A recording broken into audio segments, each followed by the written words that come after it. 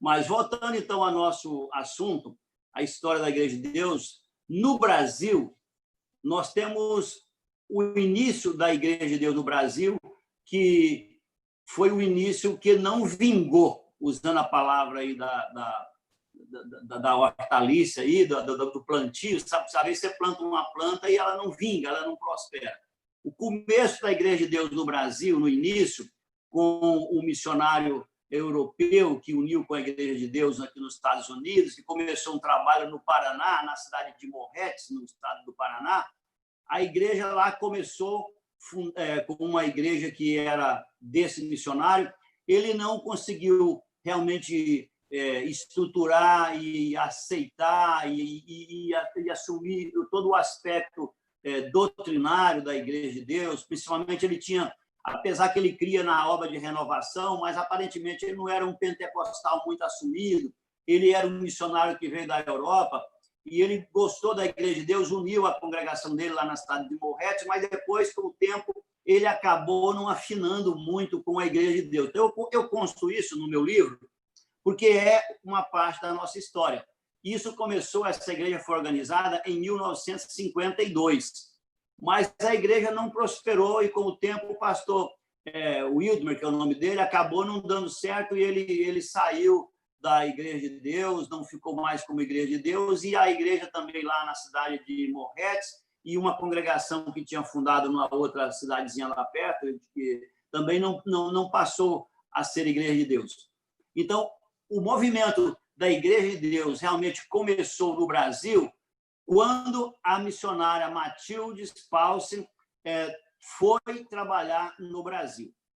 Agora, se vocês já ouviram isso, sabe que quando ela foi trabalhar no Brasil, a missionária Caroline Matilde Paulsen, ela não era da Igreja de Deus no Brasil, nos Estados Unidos. Ela era de uma igreja independente lá no final dos Estados Unidos, no estado de Washington. Você sabe que o estado de Washington não é a capital, não. Aqui tem a capital Washington, tem o estado de Washington. Ela era de uma cidade chamada Olímpia, uma cidade pequena, lá no estado de Washington, que é na parte oeste dos Estados Unidos, mais no norte, lá na fronteira com o Canadá. A igreja era uma igreja pequena, uma igreja pentecostal, já era uma igreja de pentecostal, e a irmã Matilde foi como missionária daquela igrejinha pequena.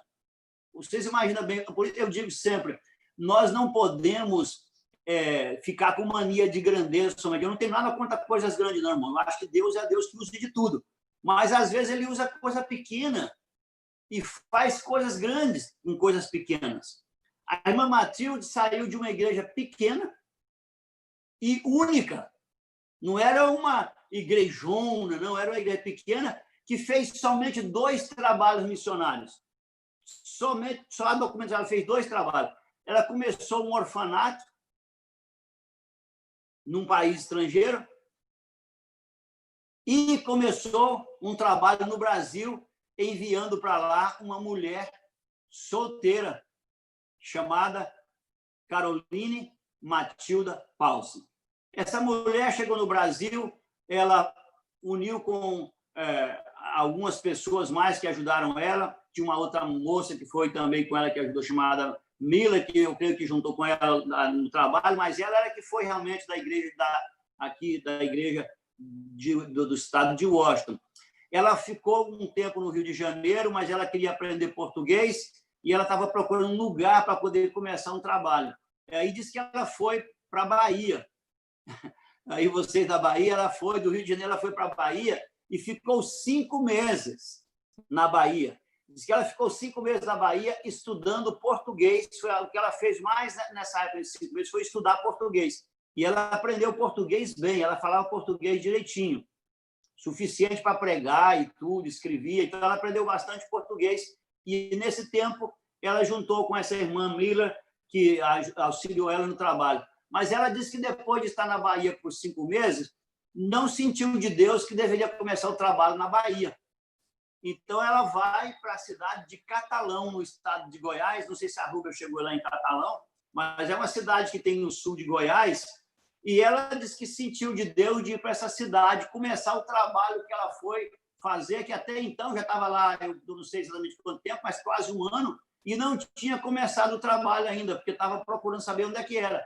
Ficou uma semana no Rio de Janeiro, foi mais 5 meses para a Bahia, e depois resolve começar o trabalho, orou a Deus que era para ir para Catalão. Olha bem, não foi Goiânia, não foi um lugar, não, foi Catalão, essa cidade lá no sul de Goiás. E ela foi para lá, para Catalão. Em Catalão começou a pregar, ela tocava acordeon muito bem, cantava muito bem, e era uma mulher muito bonita, viu, irmãos?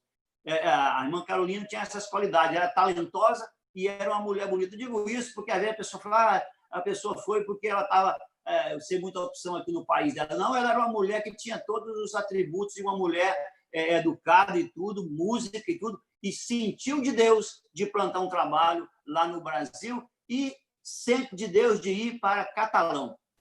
Agora, chega em Catalão, vejam bem, lá em Catalão, ela não teve apoio do povo da cidade. Quando o povo soube que ela ia para lá, que ela ia pregar, e começou a pregar, ela começou pregando nas praças. Ela fazia culto ao ar livre, tocava acordeon e cantava, e pregava, e orava pelas pessoas enfermas e essas coisas. E a Igreja Católica começou a persegui-la. E dizia que não precisava de pentecostal ali, que essa protestante estava lá, porque a Igreja Católica em Catalão era muito forte, até hoje é um pouco, mas naquela época era muito forte. E o padre de lá era muito mandão, era muito autoritário, e começou a persegui-la. Então, a irmã Carolina ficou um tempo ali pregando, e diz a história que depois de pregar vários meses lá, só tinha convertido um homem, que chamava Manuel Português.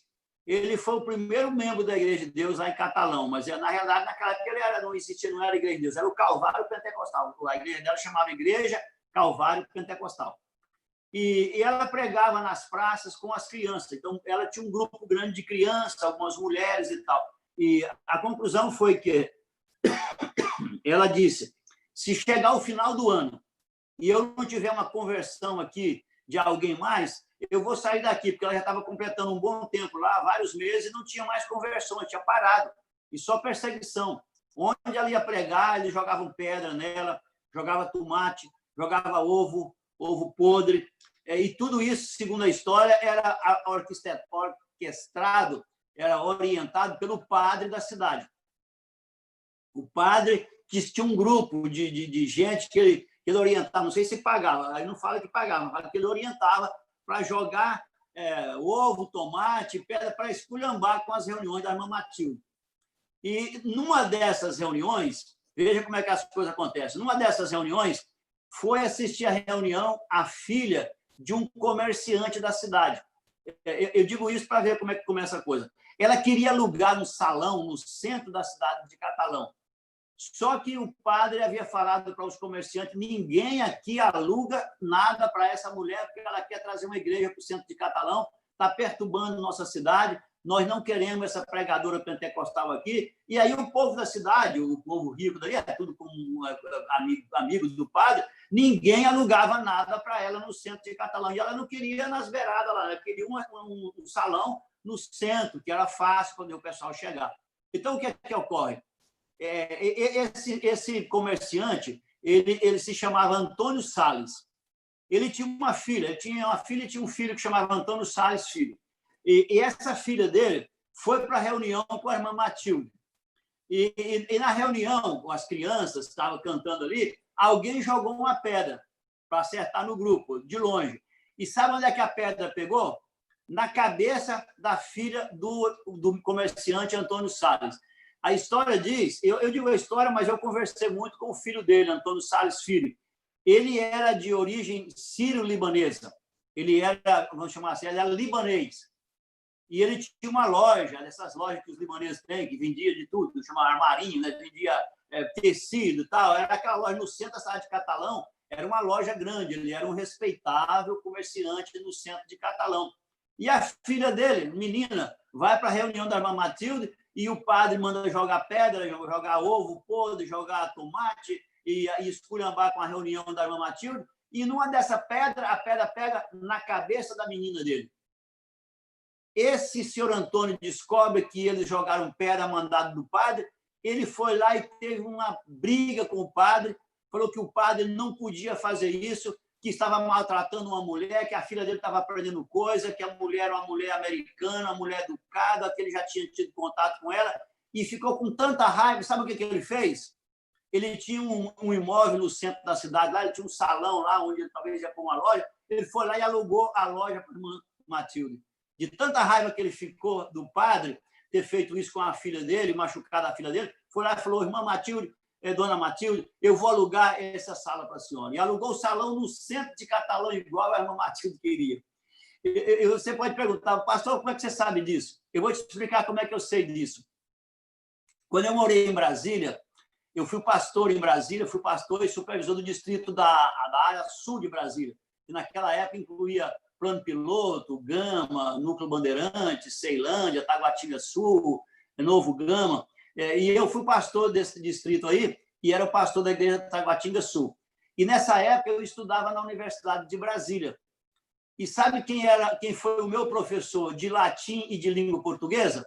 O Antônio Salles Filho, do Antônio Salles libanês, que tinha a loja lá em Catalão e que alugou a loja para a dona Matilde.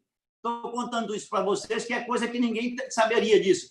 Ele me contou que a dona Matilde ficou amiga da mãe dele, o pai dele gostava muito da irmã Matilde, brigou com o padre, esculhambou com o padre, alugou a sala e falou: olha, a dona Matilde ajudou minha mãe, ensinou minha mãe a fazer bolo de chocolate, ficou sendo amiga da minha mãe e terminou dizendo assim: olha, Silas, aquela mulher é uma santa.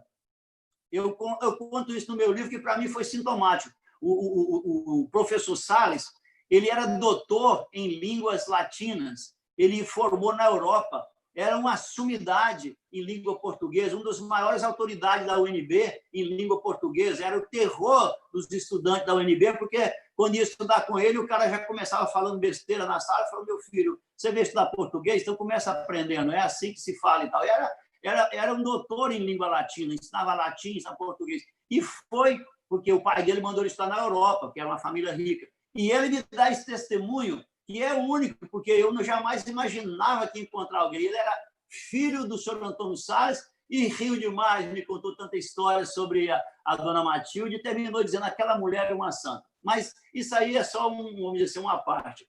O que aconteceu foi que, no final do ano, converte 2 soldados da Polícia Militar. Então, a irmã Matilde ela fala que quando aqueles 2 soldados converteram, para ela foi uma resposta de Deus. Primeiro, para ela continuar no Brasil pregando. E segundo, foi um alívio para ela, porque mesmo no salão, eles continuaram perseguindo ela, não tanto, mas continuaram perseguindo. Agora, depois que converteram os 2 soldados da Polícia Militar aqui para o culto, diz que acabou a perseguição. Ninguém ia se meter com a igreja onde tinha 2 polícias naquela época. Então, foi o que aconteceu. E a irmã Matilde, então, estrutura o trabalho em Catalão, abre o trabalho no Rio de Janeiro, abre o trabalho em outra cidade chamada Linha de Ferro, que é a Estrada de Ferro, que é a cidade de Cumari, de Goiandira, de Pires do Rio, de Ipameri, e também abre trabalho numa cidade que lá em Goiânia agora chama Aragoiânia, que naquela época chamava Biscoito Duro, e em Anápolis, e em Goiânia, e ela vai formando obreiros. Só que a irmã Matilde, depois de um tempo, ela sentiu que devia voltar para os Estados Unidos, porque o pai dela estava doente e ele não tinha que ajudar, se o pai dela era viúvo, e ela sentiu de Deus de voltar para ajudar o pai dela. Falou: o meu pai, eu sou a única pessoa que tem que ajudar meu pai, eu tenho que deixar o trabalho. E também já tinha formado vários obreiros, dentre eles o primeiro pastor da Igreja Calvário Pentecostal, que chamava Manuel Paminando Silri, que foi o soldado que converteu, um dos soldados que converteram lá em Catalão, que acabou virando pastor. Talvez algum de vocês chegaram a conhecê-lo, senão eu substituí ele em Taguatinga, quando ele já estava bem doente. Eu fui para Taguatinga, assumi a igreja que ele era pastor. Então, o que acontece? Como o irmão diz aí, eu tenho passado por esses pedaços aí, mas a verdade é que a irmã Matilde vem para os Estados Unidos, ela queria uma igreja que tivesse uma estrutura para dar sequência ao trabalho dela no Brasil. A Igreja de Deus queria continuar o trabalho no Brasil, que não deu certo lá em Morretes, no Paraná. Então, o que acontece? Ela encontra com o diretor-geral de missões da Igreja de Deus, une-se com a Igreja de Deus e volta para o Brasil e faz uma reunião dos pastores que ela tinha, dos obreiros, naquela região ali de sul de Goiás, na cidade de Ela fez mais de uma reunião, mas a que foi mais famosa foi na cidade de Goiandira, e ela comentou com eles, falou, eu agora me uni à Igreja de Deus, contou a história da Igreja de Deus, falou, eu quero que vocês unam a Igreja de Deus, porque a Igreja de Deus tem um departamento missionário, tem uma estrutura boa, é uma igreja que ama o Senhor, é uma igreja pentecostal, e eu creio que ela tem condição de dar uma sequência muito boa e continuar o nosso trabalho aqui de evangelização no Brasil. Então, começando, irmãos, é aí. A Igreja de Deus aceita o trabalho, faz a união, ela vai lá, aceita, faz a união foi feita lá na cidade de Campinas, porque já tinha uma igreja lá em Campinas, eles fizeram a união, isso aconteceu em 1955, e aí o que a Igreja de Deus faz? A Igreja de Deus falou, eu tenho que mandar alguém para tomar a liderança do trabalho no Brasil, porque a irmã Matilde teve que voltar para tomar conta do pai dela, ela veio para o Brasil. Conta-se que ela chegou aqui e trabalhou entre os hispanos da região aqui de Arizona, e ela cuidou do pai dela até que o pai dela faleceu. E algumas informações consta que ela contraiu o mal de Chagas, aí na região de Catalão, porque naquela época tinha muito barbeiro, sabe que a Chagas é por causa daquele inseto chamado barbeiro, e ela dormia muito nas casas dos irmãos, e a casa dos irmãos era feita de adobe, ou então de barro, e tinha muito barbeiro, então ela morreu com o mal de Chagas.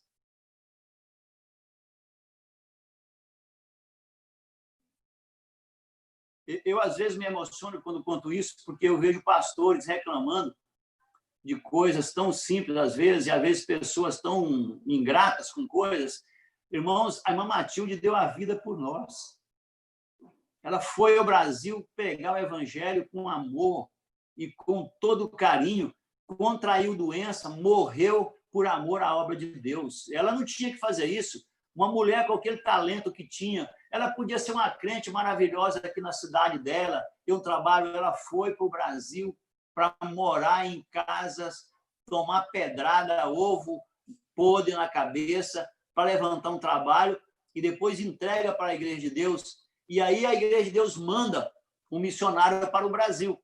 Ela tinha um trabalho em Catalão, era mulher missionária visionária. Ela abriu trabalho em Catalão, toda aquela região da Estrada de Ferro, e abriu trabalho umas 3 igrejas no Rio de Janeiro.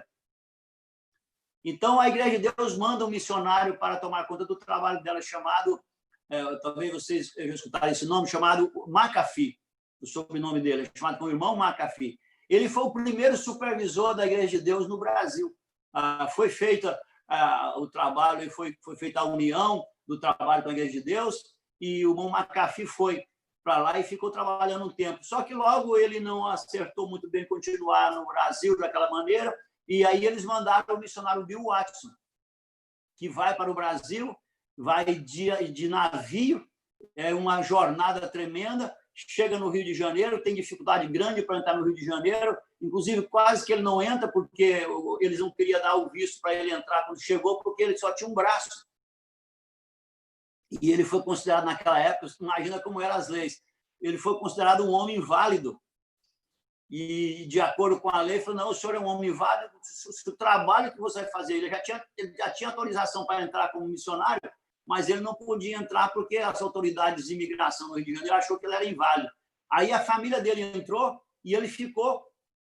Aí até que conseguiu provar que ele não era inválido, apesar que tinha só um braço, ele podia fazer muita coisa, dirigia carro e provou tantas coisas, porque tinha autorização para dirigir aqui nos Estados Unidos, e viram que ele era um homem muito competente para pregar e tal, aí liberaram ele, e depois ele entrou e foi para o Brasil, e ficou no Brasil 30 anos.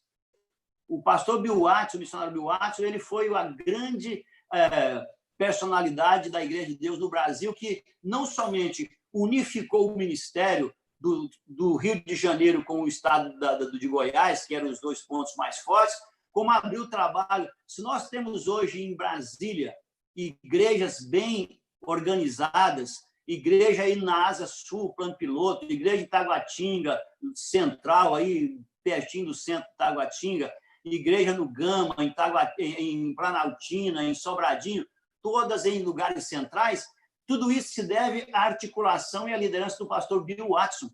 Era um missionário que tinha um carinho muito grande, tornou-se um amante da cultura brasileira, como eles aprendeu a tomar Guaraná Antártica, comer farofa, aprendeu a comer piqui, andava a cavalo nas fazendas lá em Goiás, depois conseguiu comprar um Jeep.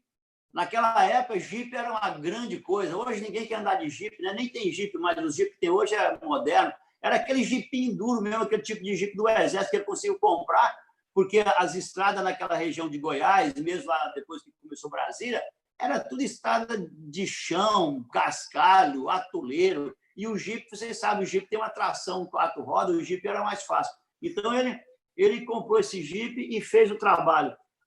O missionário Bill Watson, depois do irmão McAfee ter assumido o trabalho, dizer, quem começou o trabalho que tornou a Igreja de Deus foi a irmã Carolina Matilde Paulson. Quem recebeu o trabalho foi o irmão McAfee. Mas quem estruturou e deu crescimento e liderança nacional ao trabalho foi o missionário Bill Watson. Vieram outros depois dele para ajudar, como o missionário Jack Pope, como o missionário Philip Shear, como o missionário Brian Hersey, como as 4 moças americanas que trabalharam na área educacional, que ajudou muito a educação. Mas quem deu liderança, quem projetou, quem organizou e quem fez a igreja no Brasil transformar-se numa igreja realmente organizada, com uma supervisão nacional, com uma superintendência nacional, com regiões organizadas e com obreiros bem estruturados, com um seminário dando educação e tudo, foi o missionário Bill Watson.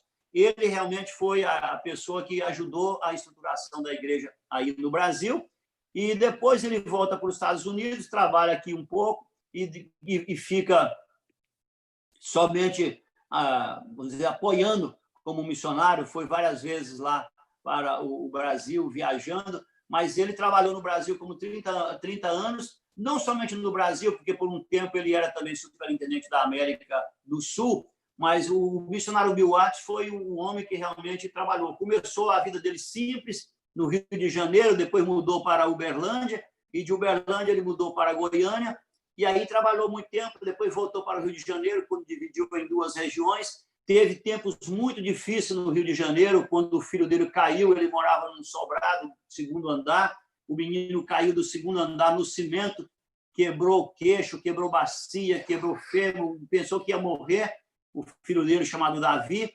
Eles passaram uma dificuldade tremenda com esse menino todo quebrado, mas o menino não morreu, hoje é piloto de avião, pilota jumbo aí, avião, sei lá que é avião, pilota Boeing, e tudo mais. O menino passou muita tribulação, quebrou os dentes da frente, foi uma situação difícil, mas o pastor Bill Watson realmente foi a autoridade que nos ajudou a organizar a igreja, e em várias cidades de Goiás, cidades pequenas, até fazenda, ele esteve trabalhando, primeiro várias vezes,